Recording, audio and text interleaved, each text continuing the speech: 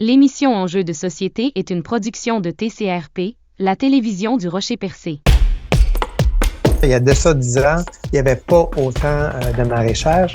Et c'est le niveau 3 où on juge que quelqu'un est en mesure de bien évoluer dans le milieu, dans la société qui est la nôtre. Mais si on faisait un bilan des 15 dernières années de l'argent que Facebook et Google ont amassé sur le dos, entre guillemets, des publications. Ça recule d'il y a 20 ans à peu près. C'était un village là, par année qui fermait en Gaspésie. Donc. On le sait, le Canada a pour objectif d'être carboneutre à l'horizon 2050. Donc nous, on va monter des projets avec les pêcheurs. De faire un compost maison de qualité, c'est très possible. Quand les finances personnelles sont bien gérées, que le magasinage en soi paraît au budget et est bien déterminé, c'est un outil qui peut être très, très utile. Quelle est la façon dont nous pouvons aborder les finances en couple en cette période de la Saint-Valentin? Avec Lynn et Yannick de la CEF de la Péninsule, c'est une opportunité pour eux de nous offrir des conseils pour vivre les finances en couple de la meilleure façon. Alors bonjour Lynn, bonjour Yannick, comment allez-vous? Très, très bien. Très bien, merci. Alors dans cette période du 14 février, là, pendant qu'on enregistre cette émission, c'est la Saint-Valentin, et vous aviez l'élan dans le fond de nous partager un peu le sujet des finances en couple. Alors c'est sûr que il y a plusieurs questions qui viennent en tête par rapport à vous allez nous expliquer tout ça là, mais pourquoi avoir choisi ce sujet en ce moment et puis de quelle façon vous voulez faire cette approche-là? Oui, bien tout à fait. En fait, aujourd'hui, comme on enregistre la journée de la Saint-Valentin, on voulait premièrement parler de Saint-Valentin, la fête, comment est-ce qu'elle est, les cadeaux qui viennent avec tout ça. Bien évidemment, on parle de Saint-Valentin, mais on parle de relations amoureuses, donc on pourra discuter des différents modèles, des différentes façons de gérer les finances là, en couple. Sinon, si je peux prendre un petit 2 secondes pour présenter la CEF de la Péninsule. Donc, moi et Lynn, on était intervenants en consultation budgétaire à la CEF de la Péninsule. Donc, le bureau coordonnateur de la CEF qui est situé à Matane. Donc, nous, moi et Lynn, on n'est pas directement à Matane, donc on couvre l'ensemble de la Gaspésie avec différents points de service. Au niveau des objectifs de notre organisation, on travaille vraiment au niveau des finances personnelles, donc au niveau des consultations budgétaires.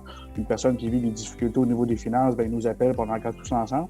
On monte des budgets, un portrait financier, puis on regarde quelles solutions pourraient s'amener à cette situation-là pour l'améliorer.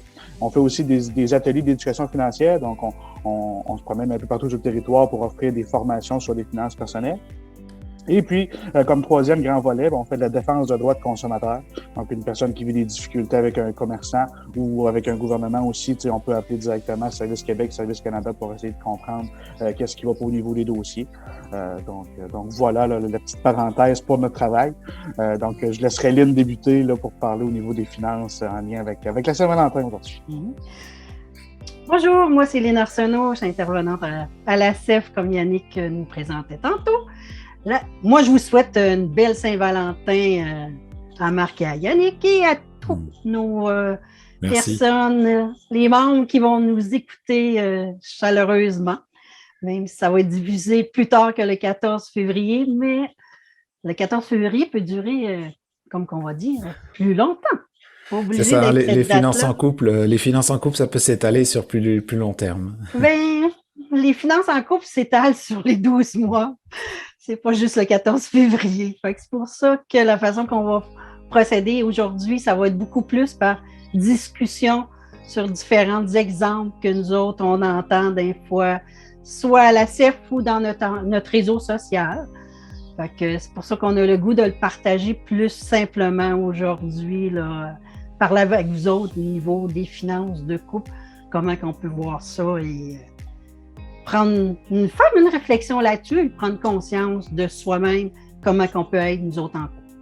Oui, parce que souvent quand on entend parler de finances en couple, moi j'ai cette image aussi on ouvre un compte conjoint, on gère nos finances ensemble, ou alors ça peut être des comptes séparés aussi. Je sais qu'il y a plusieurs formules. De quelle façon tu voudrais nous approcher ça, Lynn ou Yannick? Ça, je vais laisser Yannick là-dessus. Oui, tout à fait. On peut commencer avec les modèles. Ça va faire une belle mise en table. Donc, comme tu disais, Marc, il y a différents modèles au niveau, premièrement, de gestion de dépenses. Donc, comment en couple on gère nos dépenses. Et à la suite de tout ça, c'est comment on gère les comptes qui viennent avec tout ça. Donc là, tu parlais de comptes séparés, donc des comptes opérations personnelles et le compte conjoint. Donc, au niveau des modèles de gestion de dépenses, il y en existe 3 grands, mais chaque famille gère ses dépenses de façon différente. En consultation budgétaire, on s'en rend bien compte. Quand on pose des questions aux familles de comment gérez-vous tout ça, on entend toutes sortes de modèles différents, mais il en existe 3 grands modèles. Donc, premièrement, le modèle qu'à peu près tout le monde connaît, c'est le modèle 50-50. Donc, on coupe les dépenses moitié-moitié. Chaque membre du conjoint, chaque membre de la famille paye sa moitié des dépenses communes. Donc ça, il y a la possibilité de faire ça de 2 façons différentes. Donc, soit que chacun des conjoints a leur compte séparé, personnel, et les factures passent dans ces comptes, dans chacun leur compte. Donc ça, habituellement, il faut s'asseoir ensemble. Bien évidemment, à la CF de la péninsule, on parle de budget. Donc, il faut s'asseoir ensemble, faire un budget et déterminer qui paye quoi. Donc, souvent, c'est des questions de, une personne paye l'épicerie, l'autre personne paye le prêt hypothécaire, une personne paye les factures de télécommunications, l'autre paye les factures d'énergie. Donc, souvent, les couples s'arrangent comme ça pour diviser 50-50 au niveau des dépenses. Donc ça, c'est le modèle que chacun des comptes conjoints, chacun des comptes personnels, les factures se payent à travers ces comptes-là. Il peut y avoir un modèle avec un compte conjoint, donc celui-là, je l'aime particulièrement, dans le sens où chacun des membres du couple peut avoir son compte opération personnelle. Ça, il n'y a aucun problème avec ça. Mais il y a un compte conjoint. Donc, on s'assoit ensemble, on budgète les dépenses communes qui vont passer dans un mois. Donc, on s'attend à payer combien d'épicerie, combien pour le loyer, ça c'est évident, on le connaît, combien d'assurance, tout ça. Donc, on fait le total de l'ensemble des dépenses communes et on s'arrange pour transférer les sous. Je donne un exemple. Il y a pour des dépenses communes 3 000 $ dans le mois. Okay? Chacun des conjoints doit transférer 1 500 $ dans le compte conjoint par mois à travers les 3, 4, peut-être 2 payes qui vont rentrer tout au long du mois. Donc, le compte conjoint est là pour assurer l'ensemble des dépenses communes et après ça, chacun des conjoints a leur propre compte pour faire ses petites dépenses personnelles. Et voilà. Donc, ça, c'est le modèle 50-50.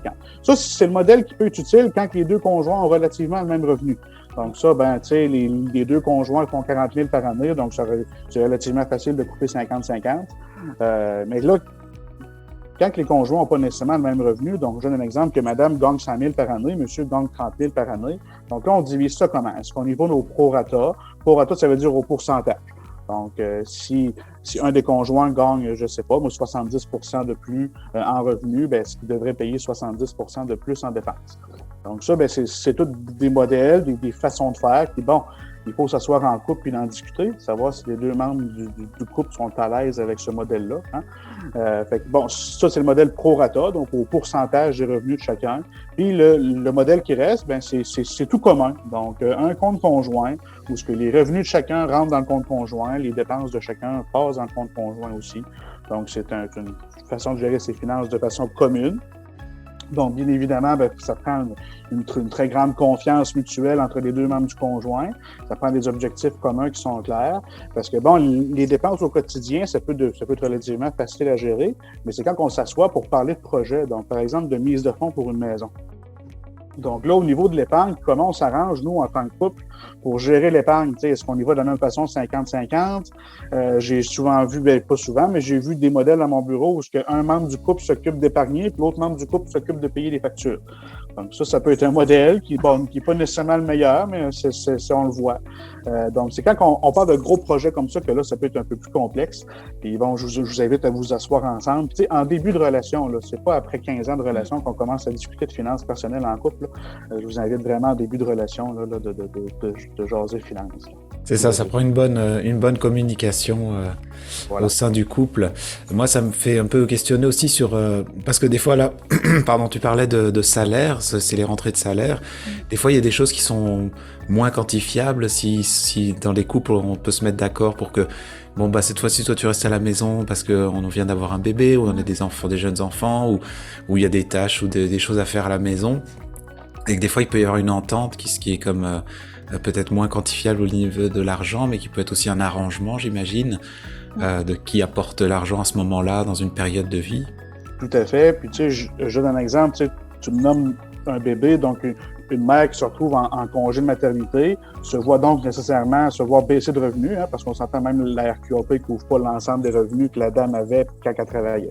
Donc, est-ce que la baisse de revenus de madame doit être assumée en couple, à travers les deux conjoints, ou c'est seulement madame qui doit l'assumer? Bon, ça dépend vraiment de chaque famille. Moi, j'aurais tendance à dire que c'est la famille qui doit assumer au complet la baisse de revenus. On a décidé d'avoir un enfant ensemble, le conjoint et la conjointe. Donc ça, c'est toutes des façons de gérer, des ententes qu'on prend. Et si tu es là dans le moment de la vie financière, il y a toutes sortes d'éléments qui peuvent arriver, comme l'arrivée d'un enfant.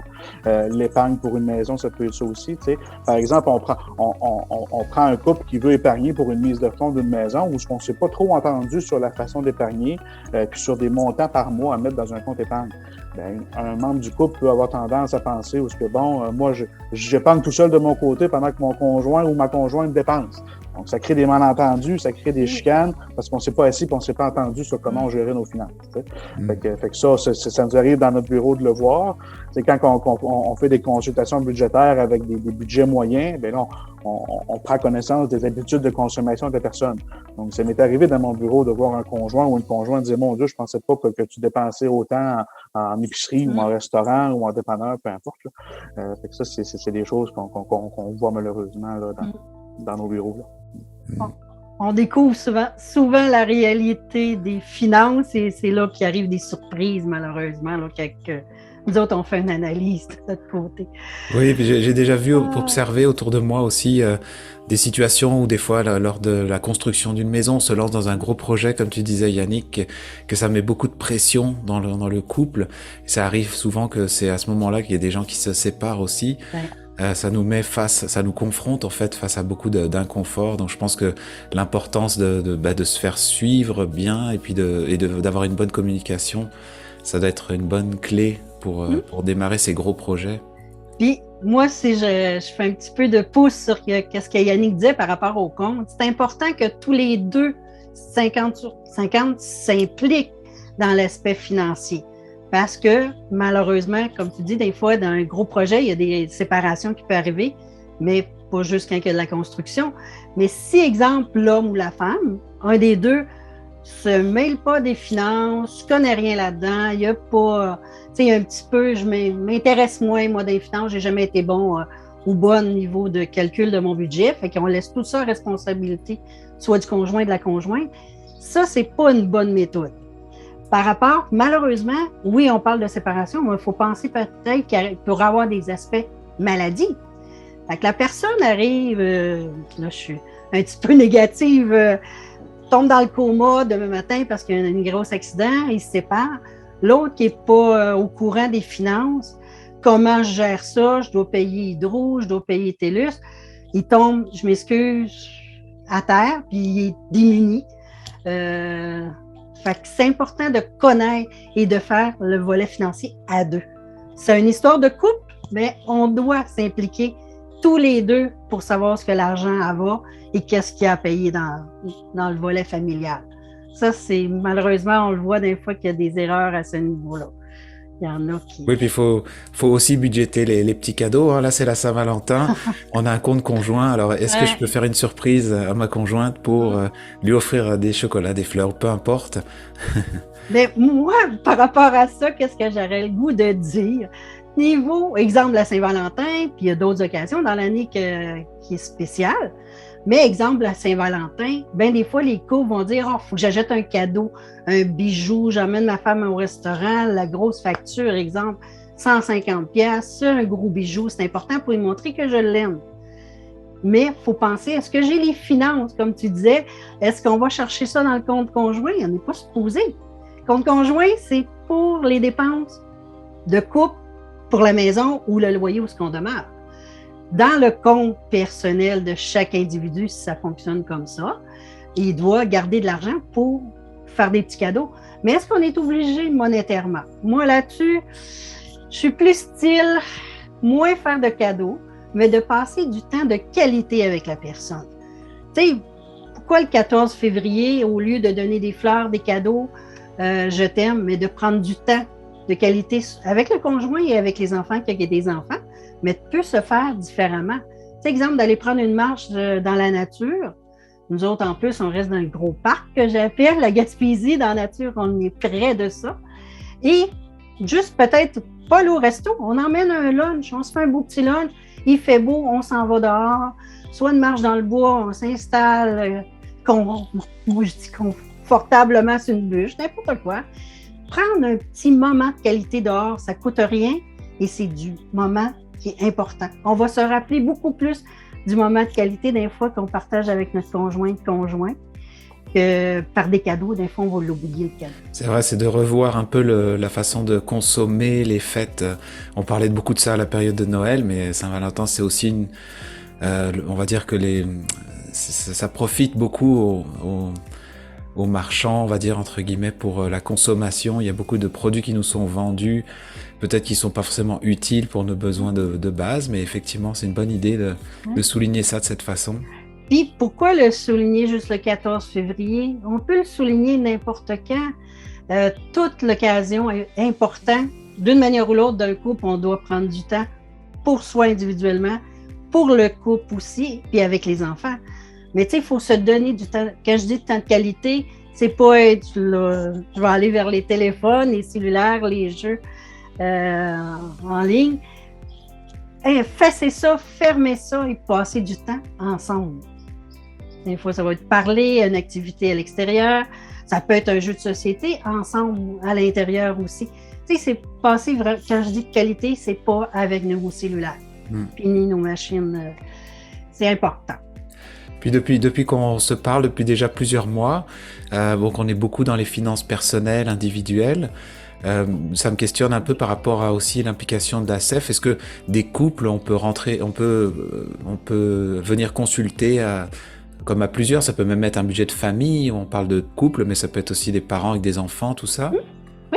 Tout à fait, oui, absolument. Au niveau des consultations budgétaires, c'est pas obligé d'être une personne seule individuelle. On peut regarder pour monter un budget familial de couple ensemble. C'est sûr que quand les deux membres du couple sont présents pour travailler avec nous, c'est gagnant. On s'assure de la volonté de chacun de vouloir travailler dans le bon sens.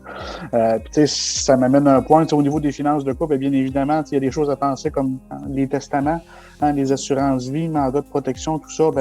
On outrepasse un peu les finances personnelles du quotidien, là, mais c'est des choses à penser aussi, surtout, je pense à moi, là, jeune famille avec un enfant qui, présentement, n'a pas encore de testament où tout est écrit. Là. Mais c'est relativement une source d'anxiété, là, parce que moi, présentement, s'il y a quelque chose, j'ai des protections que j'ai pas. Là. Donc, c'est important. J'invite tout le monde à discuter de tout ça vite fait. Bon, bien sûr, ça amène des factures, des testaments, tout ça.